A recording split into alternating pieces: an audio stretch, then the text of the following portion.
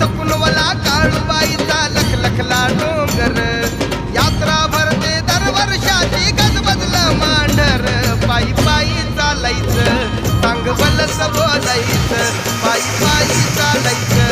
सांग भलस बोलायचं